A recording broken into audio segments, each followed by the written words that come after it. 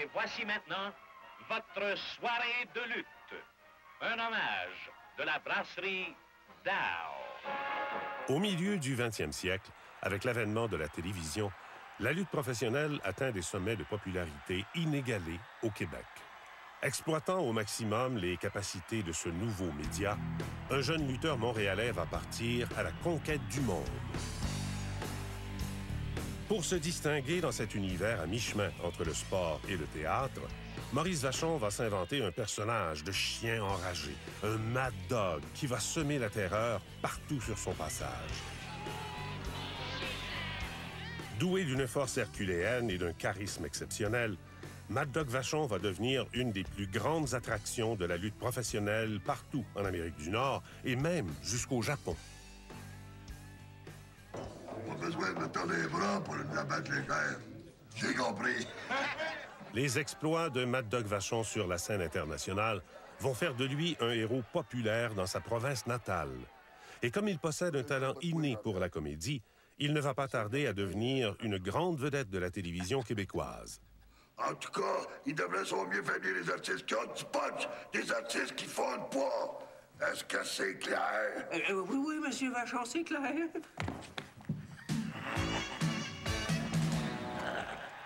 L'amour inconditionnel du public québécois va aider Maurice Vachon à surmonter les nombreux malheurs qui vont s'abattre sur sa vie privée, comme l'emprisonnement de 2 de ses fils et le décès tragique de sa sœur Viviane dans un accident de la route. Mais la plus terrible épreuve survient en octobre 1987 lors d'un séjour dans sa belle famille aux États-Unis. Vers 6 heures du matin, alors qu'il fait son jogging quotidien, Maurice Vachon est fauché par une automobile. À la suite de complications, les médecins doivent amputer sa jambe droite.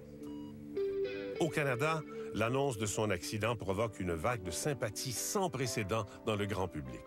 Quelques jours après son opération, Maurice Vachon est rapatrié au pays avec les honneurs réservés aux héros de guerre. Face à ce destin cruel, Maurice Vachon va afficher la même détermination et la même volonté de faire qui l'ont mené au sommet de sa profession. Et son exemple va servir d'inspiration pour tous ceux qui sont handicapés physiquement. Aujourd'hui, à l'âge de 79 ans, c'est l'heure des bilans.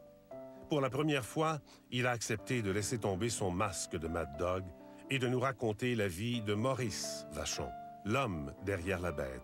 Il a remonté le fil du temps jusqu'à son enfance dans un quartier pauvre de Montréal, au plus fort de la grande crise économique des années 30.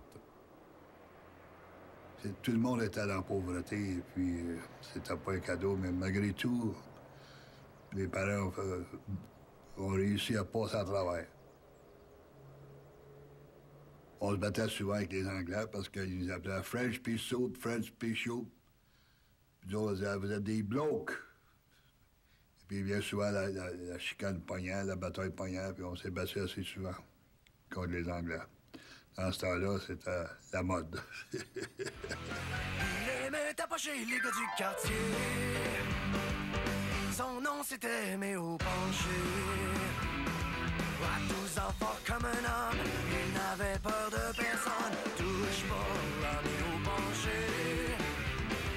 Oh, oh, oh, Méo Penché.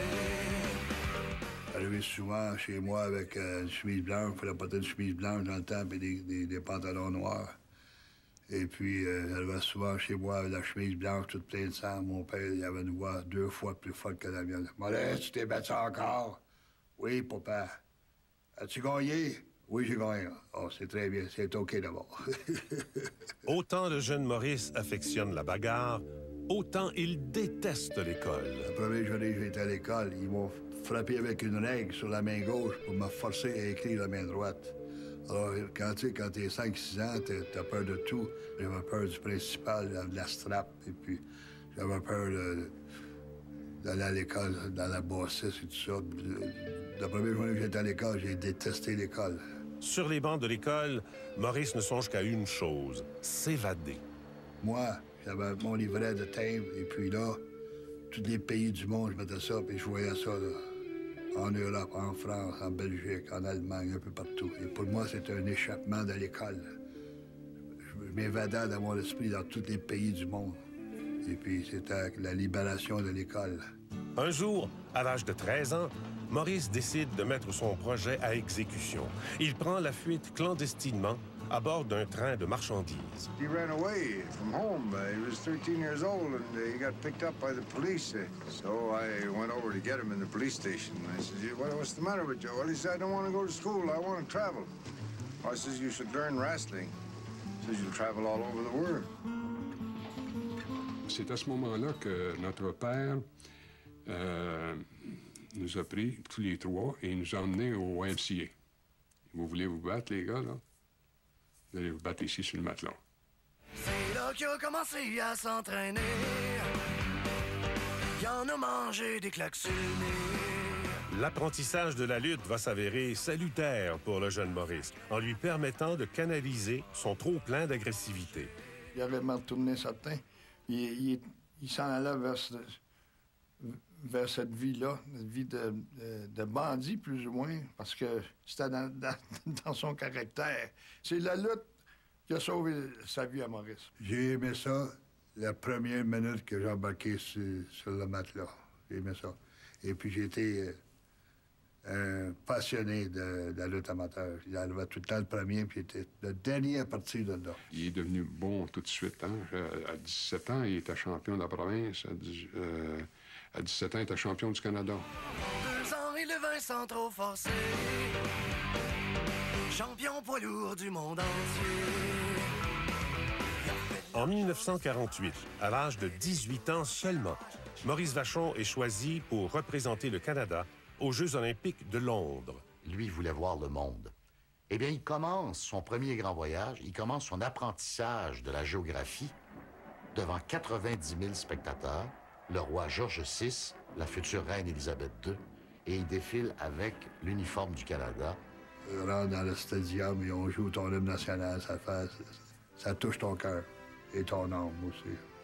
Et d'emblée, au tirage au sort, Maurice Vachon tombe sur un lutteur indien pratiquement mythique, K.P. Roy. Il était un gars de 6 pieds, peut-être 6 pieds 1, puis moi, j'ai fait 2-3 cycles avec mes mains comme ça, des cimagres. Puis j'ai sauté aux jambes, puis j'ai levé mes bras, puis j'ai envoyé sur le dos. Et il a fallu jusqu'à 55 secondes avant que finalement l'officiel dise « C'est lui qui gagne, c'est Maurice Vachon ». Alors, quelle entrée quand même sur la scène olympique! Il faut vraiment avoir un sans-gêne absolument incroyable ou ne pas avoir connaissance de la réputation de son adversaire. Dans la deuxième ronde, Maurice Vachon affronte Adil Kandemir, le champion de la Turquie. Mais cette fois, il perd par décision controversée des juges. Avant qu'il rende la décision, il y a quelqu'un qui m'a tapé à l'épaule. C'était l'entraîneur de l'équipe turque. Il m'a dit, c'est toi qui as gagné ce combat-là. Quand on a rendu la décision, ils ont donné la décision à mon adversaire. Là, ça m'a fait une peine au cœur. Tu peux pas... Incroyable comment que ça peut m'avoir fait de la peine. Mais je sais que j'avais gagné ce combat-là. Ils l'ont donné à une autre personne. Ce qui fait que Maurice Vachon complète son expérience olympique de 1948 avec officiellement une 7e place chez les moyens, catégorie 79 kilos. En 1950, Maurice Vachon va terminer sa carrière chez les amateurs de brillante façon en remportant la médaille d'or aux Jeux de l'Empire britannique tenus à Auckland, en Nouvelle-Zélande. Écoutez, Maurice Vachon doit avoir sa place au Panthéon olympique, à tout le moins du Québec, parce que je disais qu'il n'y avait pratiquement aucun héros québécois à l'époque. En revenant des Jeux de l'Empire britannique avec une médaille d'or, je pensais qu'on était pour me transporter des nuages, mais c'est pas ça qui est arrivé. J'étais quasiment oublié. Maurice Vachon est forcé de trouver du boulot pour gagner sa vie. Il est embauché comme portier dans des clubs de nuit. Ce rude métier semble fait sur mesure pour Maurice. Mais rapidement, son caractère bouillant le met dans l'eau chaude. Plusieurs personnes qui ont venu pour m'essayer. Dans ce temps-là, c'est le même que ça marchait à Montréal. C'est passé par un bonhomme dans la ville de Montréal. Il y avait toujours un wise guy qu'on appelle qui s'en venait pour essayer de t'essayer. Il se battait plus souvent qu'à son tour. Il gagnait toujours, mais c'est pas bon pour un club de nuit d'avoir des batailles tout le temps. Armand Courville, le patron de Maurice, est un ancien lutteur professionnel. Il conseille fortement à Maurice de tenter sa chance dans les arènes. Il dit, dans les cabarets, là, comme t'es là, Tu passes pour un des meilleurs hommes dans la ville de Montréal, mais ils sont pas capables de te battre avec leurs mains et tout ça, physiquement. Mais une bonne journée, quelqu'un qui va sortir le revolver et il va te tirer une balle dans la tête. Maurice Vachon décide de suivre le conseil d'Armand Courville. En 1952, il fait officiellement ses débuts chez les professionnels. Armand Courville m'a probablement sauvé la vie. Là, je peux dire que c'est la lutte, encore une fois, qui est venue à mon secours, qui m'a empêché de prendre le mauvais chemin. Ça m'a sauvé la vie. Ça, j'en suis certain. Mais dans l'univers impitoyable de la lutte professionnelle, Maurice Vachon va vite réaliser que ses exploits chez les amateurs ne signifient plus grand-chose. Il va devoir tout recommencer au bas de l'échelle. Il y a une expression qu'on dit, c'est pas la grosseur du chien dans la bataille, mais c'est la grosseur de la bataille dans le chien. Eh bien, dans le cas de Maurice, ça s'applique à la lettre. Après une glorieuse carrière en lutte amateur qui l'a mené aux Jeux olympiques, Maurice Vachon connaît des débuts plutôt modestes chez les professionnels. La Ville de Montréal, au Forum de Montréal, qui était Eddie Quinn, son champion à lui, c'était Yvon Robert. Et puis, Yvon Robert, il ne voulait pas en avoir d'autres Canadiens-Français montés. Surtout un gars comme Maurice qui pouvait battre n'importe qui.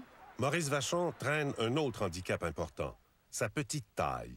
À 5 pieds et 7 pouces, il fait figure de nain dans cet univers de géants. Ça, c'était un état d'esprit que le monde, les gens dans le monde de la lutte, ils ont qu'un petit homme qui court, il ne peut pas avoir de succès.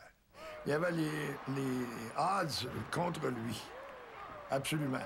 Pauvre Maurice est obligé de se battre à cette époque-là dans des petites places comme Jonquière, à Trois-Rivières, à La Tuque. Mais il était boycotté à Montréal. Pour compenser sa petite taille, Maurice Vachon est prêt à prendre les grands moyens et à bafouer toutes les règles établies. Et là, Vachon commence à faire montre de son style coutumier. Il était heureux dans l'eau de vilain, parce que c'est moi qui mène la balle. Il y a une expression qu'on dit, c'est pas la grosseur du chien dans la bataille, mais c'est la grosseur de la bataille dans le chien. Eh bien, dans le cas de Maurice, ça s'applique à la lettre. Maudit chien sale.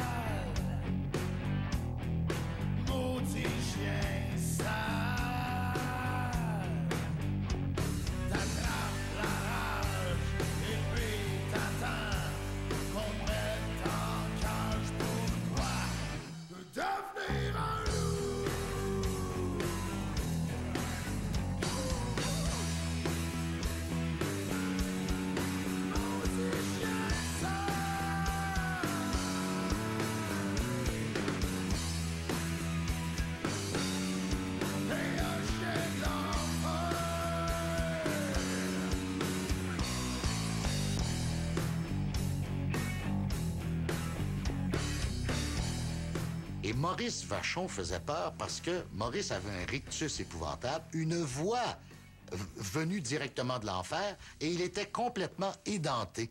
Il arrive comme un kangourou en sautillant, il saute par-dessus le 3e câble, et là, il fait le tour de l'arène en sautillant avec de l'écume dans la bouche, puis là, il te regarde avec des yeux qui sortent des orbites et tout ça. Il est terrorisant. Il fait un spectacle assez étonnant.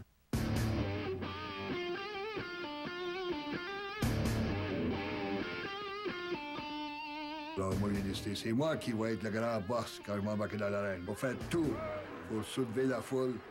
Alors, les coups de pied en bas de la ceinture, les coups de poing sur la gueule, tirer des cheveux, les doigts des yeux, graffiner, mordre et tout ça. You see your opponent down and bleeding and begging for mercy. That's the way I like it. Le style électrisant de Maurice Vachon commence à faire courir les foules aux 4 coins du Québec. Mais c'est son talent de comédien qui va lui permettre de propulser sa carrière vers les plus hauts sommets. Et il avait un sens théâtral extraordinaire. Quand il s'approchait en gros plan de l'objectif de la caméra, on avait l'impression qu'il envahissait complètement la maison avec une démence totale. En entrevue, Maurice Vachon, il était inégalé. Il était coloré, il avait une voix tout à fait particulière aussi. I'm a dirty wrestler. Look at him, he's the mad dog. Well, let me tell you something.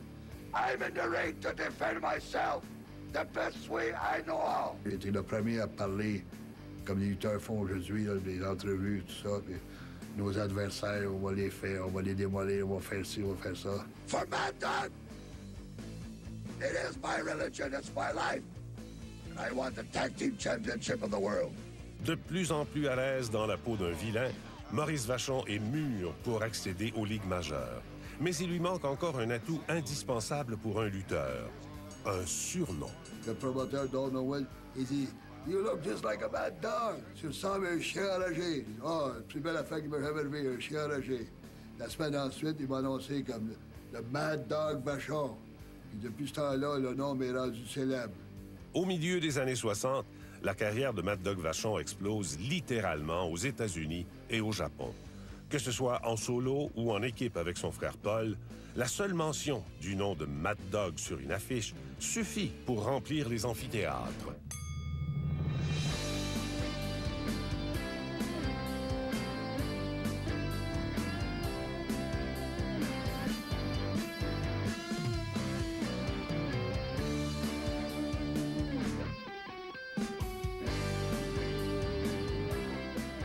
Il ne s'est pas contenté de rester sur la première marche.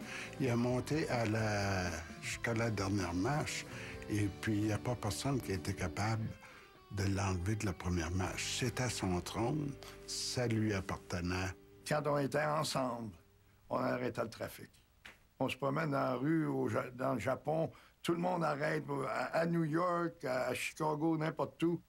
Au début des années 70, après une quinzaine d'années d'exil, Maurice Mad Dog Vachon revient à Montréal pour être une des têtes d'affiche de la lutte Grand Prix.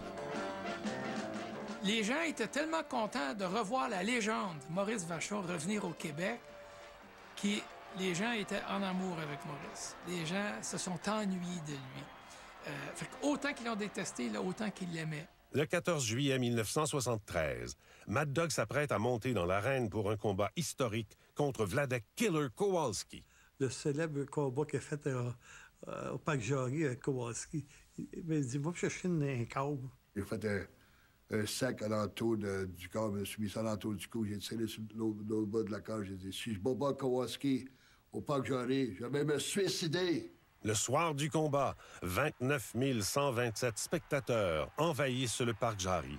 C'est un record de tous les temps pour un match de lutte au Québec.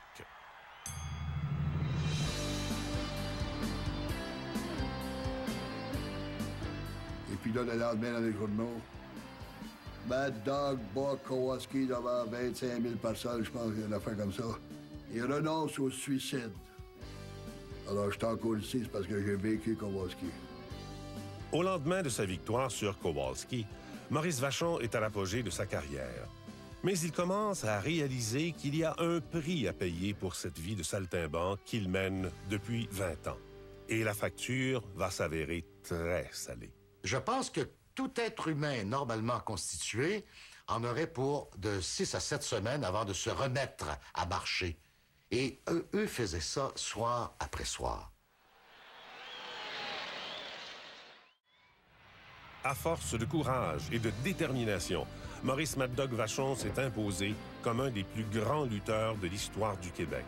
Mais pour atteindre le sommet, il a accepté d'endurer des souffrances inimaginables. Je suis pas venu au monde en parlant comme ça, puis à part de ça, j'ai pas le rhume. C'est pas la raison que je parle comme ça, c'est les coups que j'ai su dans la larynx, les cordes vocales.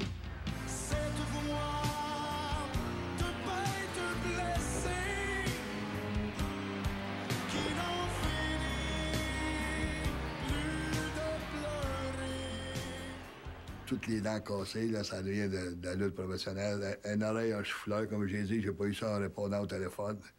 Et puis, comme vous voyez, mes bras, ils rouvrent pas plus que ça, puis ils ferment pas plus que ça. Ça, c'est à force de se faire tordre les bras, de faire des coups de pied, puis des coups de poing, puis tomber sur les bras, tomber à terre. J'ai vu des coups qu'il a reçus, puis Maurice, il avait des douleurs, il avait mal au dos, il avait mal au cou, il avait mal aux genoux. Puis il prenait des coups, puis Jamais un mot. D'animal sauvage qui voudrait fuir loin de sa cage. Je me souviens d'une fois avec Ferré. Ferré l'a levé au bout de ses bras. Là. C'est rendu une épée dans les airs, ça. Puis quand il lance, ben, il va chercher un autre 2 pieds. The Giants stopped to hold a backbreaker. The backbreaker. Je pense que tout être humain normalement constitué en aurait pour de 6 à 7 semaines avant de se remettre à marcher. Et eux faisaient ça soir après soir. Ça tient de l'irréel. Il faut être des hommes caoutchouc ou des gens qui ont un niveau de sensibilité, de souffrance, qui est repoussé à l'extrême. Maurice Vachon a payé de son corps pour exercer le métier qu'il aimait. Mais il a aussi accepté de vivre une vie de bête de cirque ambulant, forcé d'errer de ville en ville pour gagner sa vie. À tous les lundis, lutte à Fort Worth, au Texas. Le mardi, c'est 40 000 vers Houston à Dallas. Le mercredi, de Dallas à San Antonio, c'est 300 000. Après San Antonio, le jeudi, c'est Corpus Christi. Un autre 250 000 à Corpus Christi, c'est le bord de l'océan. Le vendredi, Galveston, et puis le samedi, Houston au Texas. Nous, ça marchait par trimestre. On pouvait être 3 mois à Tampa, 3 mois à Amarillo, au Texas, un autre 3 mois à Los Angeles. Entre ça, tu as des trips au Japon, en Australie. C'est des trimestres, à l'exception du Japon. Au Japon, à mon époque, c'était des trips de 55 jours. On luttait 54 fois sur 55 jours. Maurice, à chaque fois qu'on prenait un coup ensemble, on était en public, et mon frère, il va vous chanter une chanson. Puis il disait toujours, tu vas chanter Canadien errant. Un Canadien errant, banni de son foyer, parcourait en pleurant les pays étrangers. Maurice, il pleurait quasiment à chaque fois que je chantais cette chanson-là. Lorsque les combats sont finis, et puis que les milliers et des milliers de personnes sont toutes parties, ils crient plus, ils sont rendus chez eux, et puis toi, que tu t'en vas dans ton motel ou ta chambre d'hôtel, puis tu fermes la porte, tu regardes les 4 murs, tu es séparé de ta femme et tes enfants. Il est parti 5 fois au Japon. Une fois, il est parti 7 semaines. C'était 7 semaines toute seule. Alors, tous les jours, j'allais au gymnase en ville, j'allais m'entraîner pour passer le temps. Je sais pas, ça passe. En fin de compte, je m'ennuyais. Il m'a téléphoné une couple de fois du Japon. J'ai trouvé ça bien dur. Il avait une bonne femme, puis il l'aimait, puis il a eu des enfants, puis après ça, ben lui, il était toujours parti, puis ça marche pas.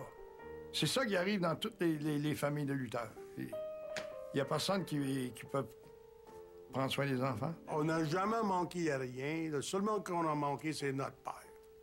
Puis, au moment donné, là, après, ça a pris des années avant j'ai compris pourquoi on a manqué notre père. Parce que c'est lui, il avait obligé d'aller ailleurs pour tout donner. En l'absence de leur père, 2 des fils de Maurice Vachon vont connaître des ennuis avec la justice. L'un d'eux, Dennis, va même passer plusieurs années derrière les barreaux. Dennis, les problèmes mentaux qu'il a plus que d'autres choses, mais il faudrait qu'il soit soigné. C'est sûr que la société, lorsque les personnes comme lui font des mauvais coups, alors il faut se protéger. On les met en prison, mais... Il y aurait plus besoin de soins que d'une peine d'emprisonnement, vous croyez? Il a absolument besoin de soins, ça. Je ne dis pas qu'il est coupable ou non coupable, je ne suis pas au courant de tous les faits, mais excepté que je sais une chose, que mon fils, Danny, il a besoin d'aide. Et puis, j'aimerais ça lui transmettre ce message que, quoi qu'il arrive, je l'aimerai toujours. Aujourd'hui, Maurice s'est rapproché de ses enfants, dont son fils Dennis. Mais il est conscient que son choix de carrière a imposé un lourd tribut à toute sa famille. Ouais, c'est certain, ça. Ça m'est arrivé plusieurs fois de dire « Ah, qu'est-ce que je fais ici, moi, là? Ça vaut pas la peine parce que, gars, après que j'ai fait tous les voyages, des centaines de mille pour aller faire ce combat-là, pour venir payer ma chambre d'hôtel, payer pour les repas, payer pour le gaz, il me reste presque plus d'argent. Je sais pas, puis j'ai mal partout. Je me demande pourquoi que je continue à faire ce métier-là. Et souvent, je me suis posé cette question-là. Mais c'est plus que pour l'argent, c'est pour la sensation qu'on reçoit quand on soulève les foules. La chair de poule me vient quand je pense, là, devant 25 000 personnes au Comiskey Park à Chicago. T'as la foule dans la palme de ta main, là, puis tu fais ce que tu veux avec. Puis on sait qu'ils sont maniaques de ça. Ils aiment ça quand ils voient quelqu'un essayer. Surtout un méchant. Ils mangent une bonne volée, là, ils sont fiers. Ils veulent que tu te fasses tuer, là, ta barnouche, puis là, il y en a qui pleurent dans l'audience, puis il y en a qui choquent, puis ils caressent les chaises. Toutes les chaises autour de l'arène sont dans l'arène. Puis à un moment donné, là, tu laisses le bon là, prendre le dessus, puis là, le monde, ils deviennent en délire, là. Ils sont tellement contents que finalement, tu manges ta volée. C'est toutes nous autres qui l'a fait, dans l'espace de 5-10 minutes. Alors, il y en a pour les argent. C'est pour ça qu'ils reviennent.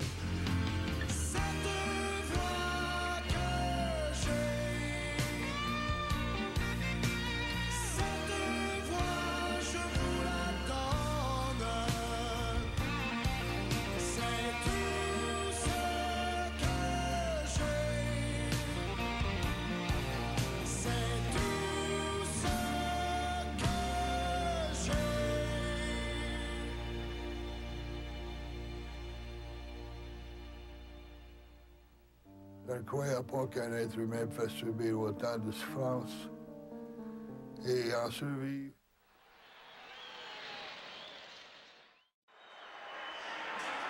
À l'automne de 1986, Mad Dog Vachon effectue un dernier tour de piste.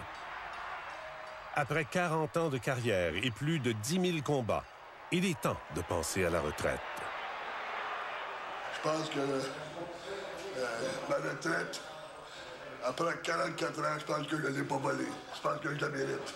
Je suis content que je suis encore tout un morceau. Parce qu'il y en a qui sont pires que moi. Comme il n'a plus à voyager constamment aux quatre coins de l'Amérique, Maurice Vachon peut maintenant se concentrer sur sa carrière à la télévision.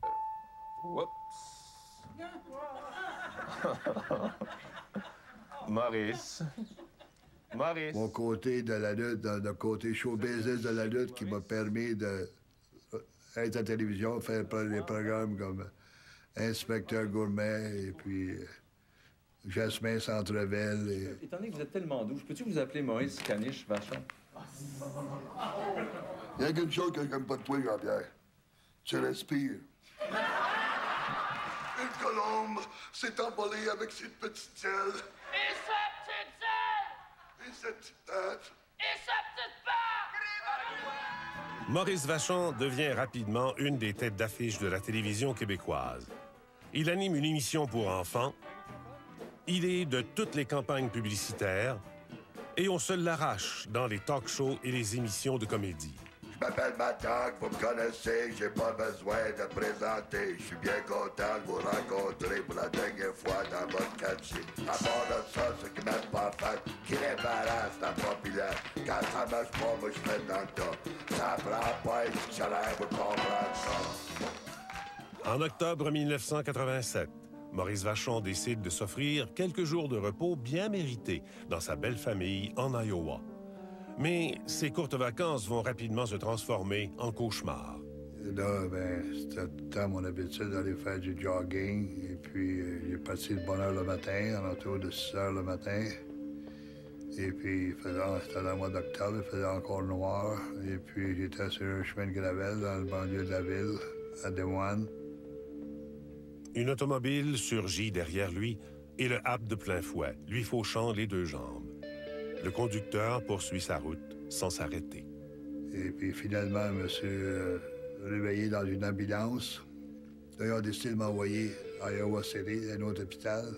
2 heures en ambulance. Là, si t'as pas d'assurance, c'est tout l'État qui paye. Alors, pour ça qu'ils ont dit, on va l'envoyer là parce qu'on s'en lave les mains. L'ancien lutteur Maurice Mad Dog Vachon, qui a été heurté par une voiture vendredi à Demel, en Iowa, risque l'amputation de sa jambe droite d'ici la fin de semaine.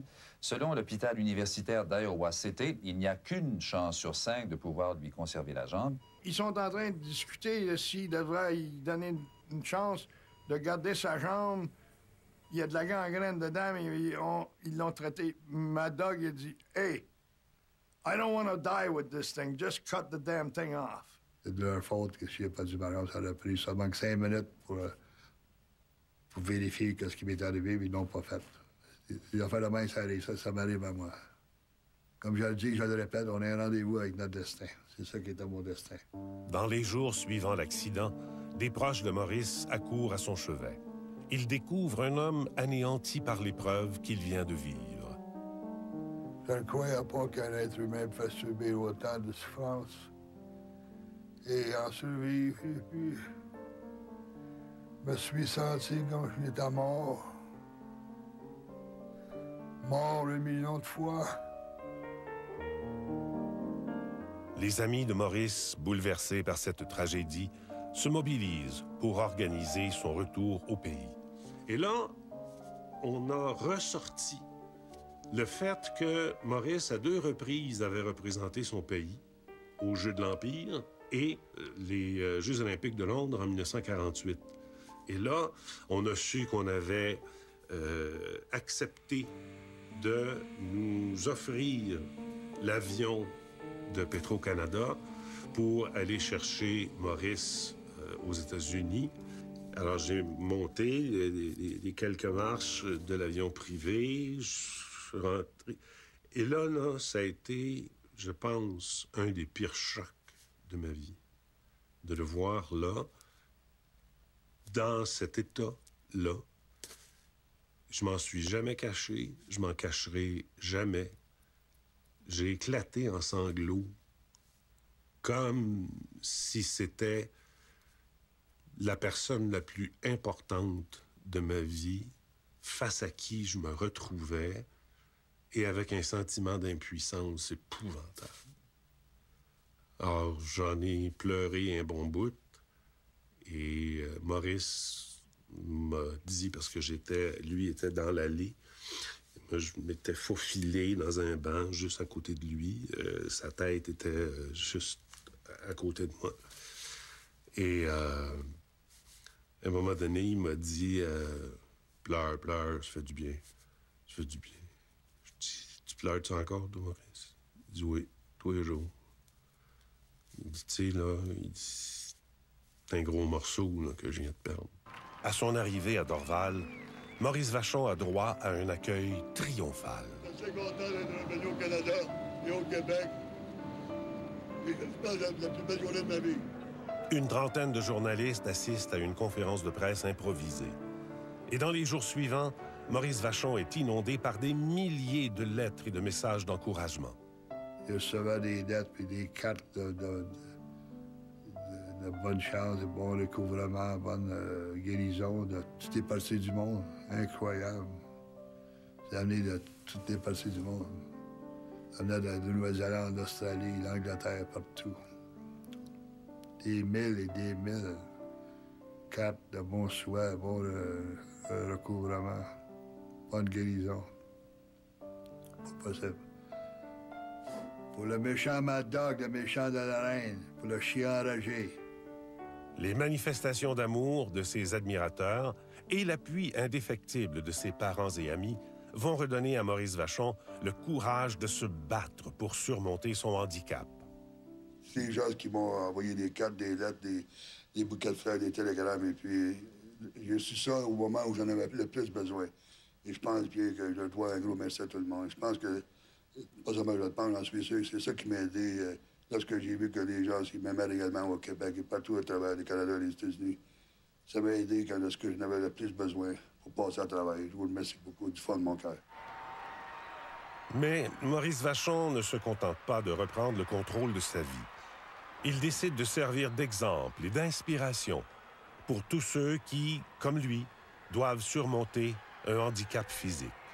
Que ce soit lors de grands rassemblements publics ou lors de ses nombreux passages à la télévision, son message demeure toujours le même.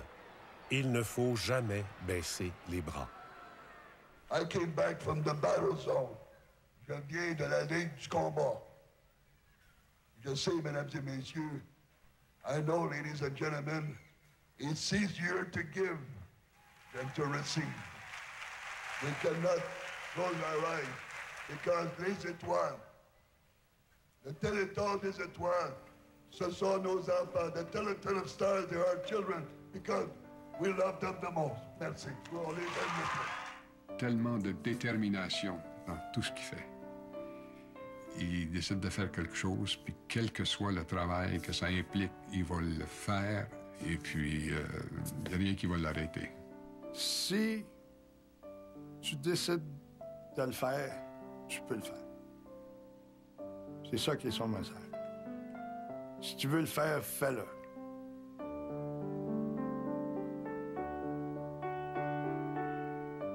Il nous a fait vivre. Il nous a emmenés à des niveaux qu'on ne pensait jamais atteindre.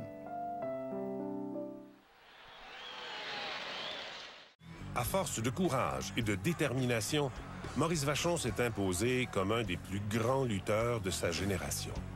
Vénéré par les uns, détesté par les autres, sa présence dans l'arène ou au petit écran déclenchait toutes les passions. C'était la folie, c'était des télévisions qui se faisaient casser dans la maison parce que Maurice Vachon avait donné un coup de cochon à quelqu'un, avait frappé quelque partie. C'est des gens... En tout cas, c'était la folie. On allait à la lutte. C'était notre défoulement hebdomadaire. Et on était un groupe d'étudiants et mon frère se joignait à moi. On aimait prendre pour les méchants. En anglais, il y a un terme pour les lutteurs, on dit les heels. Alors donc, Maurice Vachon était d'une certaine façon l'ultime dément du ring. Et donc, c'était pour nous une méga star. Il nous a fait vivre. Il nous a emmenés à des niveaux qu'on ne pensait jamais atteindre. Le travail de lutteur professionnel, c'est de donner de l'action, faire plaisir au monde qui achète des billets qui viennent à la lutte. Et moi, je suis fier d'avoir toujours bien rempli mon travail et tout donné aux amateurs de lutte qui ont acheté des billets pour venir à la lutte, qu'en ait pour leurs argent. Et puis quand les gens ils ont été voir lutter Mad Dog Vachon, quand ils sortent dans la boissette de l'aréna, ils sont tout le temps satisfaits, ils n'ont tout le temps eu pour leurs argent. Même si son dernier combat remonte à plus de 20 ans, la légende de Mad Dog est toujours aussi vivante au Québec. Il en a eu une preuve tangible lors d'une de ses rares visites à l'automne 2006. Monsieur Vachon, ça a été très intéressant. Je suis content, j'ai pas eu ma claque sa gueule cette année. Et jamais trop tard pour mal faire. Merci beaucoup, bonne fête ce jour au Québec. En tout cas, ça fait plaisir. Un jeune homme comme toi qui vient de mon territoire, le Saguenay-Lac-Saint-Jean. Ça ne prend pas un dictionnaire pour comprendre ça. Merci beaucoup, Madame Vachon. Maurice Vachon a quitté définitivement le Québec en 1991. Depuis, il partage son temps entre Windsor, en Ontario, où vivent 3 de ses enfants, et le Midwest américain, où vit sa 3e épouse, Kathy Hall. J'ai toujours gardé un contact avec mes enfants, et puis ça a toujours été très important pour moi. Même encore aujourd'hui, j'ai des grands contacts avec mes enfants, avec mes 2 filles, mes garçons, et mes petits-enfants, mes grands-petits-enfants.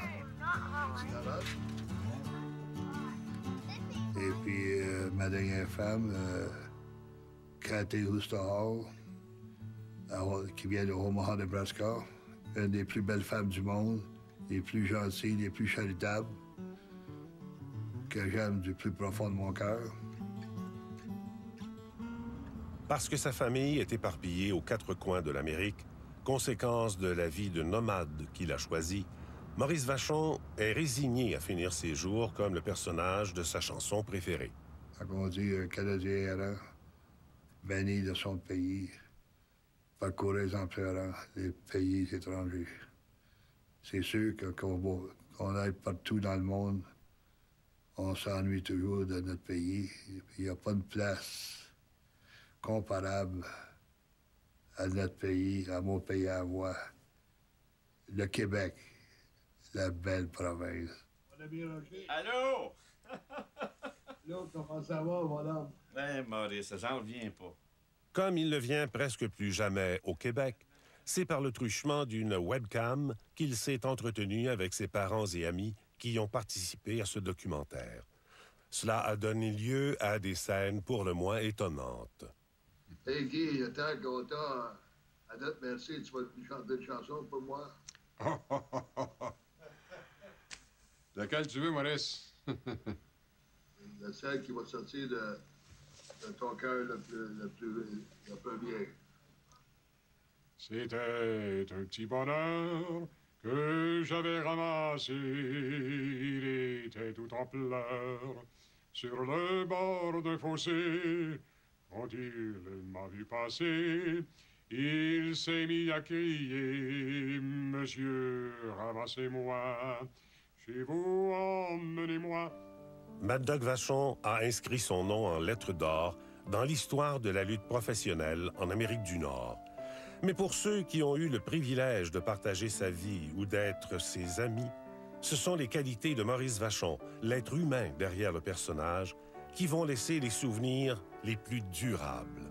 Mais pour moi, dans la perception que j'avais de lui, c'était vraiment la perception que le public avait, c'est-à-dire un mad dog. C'était le gars enragé, puis alors que quand je l'ai rencontré, je me suis rendu compte que c'était un humain profondément humain qui était ouvert. On était en tournage et les gens s'approchaient pour venir lui parler. Et là, lui, il coupait le tournage, puis là, il parlait avec les personnes. J'ai découvert un sens humain chez cet homme-là que je ne connaissais pas. Maurice était d'une grande générosité. C'est un homme qui ne connaissait pas le calcul. Être un ami de Maurice, c'était quelque chose. On n'était jamais perdant avec lui. On était toujours des gagnants. C'était un homme généreux, gentil, sociable, un gars de party, monsieur, tu t'ennuyais pas. Et c'était un gars agréable à fréquenter. J'ai dit, avant qu'il t'arrive quelque chose de pire que ça, là, je veux te dire que je t'admire, pas seulement pour la carrière, seulement pour avoir pris soin de moi tout le temps de ta vie, puis la mienne. Mais je t'admire pour le courage que tu as eu de surmonter la malchance qui t'est arrivée quand tu as perdu ta jambe. Ça prenait quelqu'un qui était fort mentalement pour surmonter ça. Puis, je t'aime. Il dit, moi aussi. Il dit, merci beaucoup. Mais je me suis tout le temps dit qu'il m'arrive n'importe quoi dans la vie. Quand même, il faut que je me traîne à quatre pattes pour me rendre à ma destination quand même. Parce que je suis un batailleur. C'est pour ça que j'ai réussi dans ma vie à venir jusqu'à cette heure, parce que j'ai tout le temps été un fighter qui appelle, mais tout été un batailleur.